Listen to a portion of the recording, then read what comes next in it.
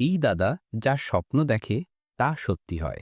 আসলে এই দরিদ্র দাদা প্রতিদিন বাজারে মাছ বিক্রি করে জীবিকা নির্বাহ করে।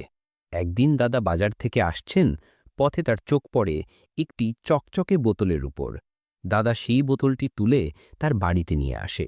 দাদা সেই বোতলের ঢাকনা খোলার সাথে সাথেই সেখান থেকে একটি জাদুকরী দৈত্য বেরিয়ে আসে এবং দাদাকে বলে, তোমার একটা ইচ্ছা চাও, কারণ তুমি আমাকে মুক্ত করেছ।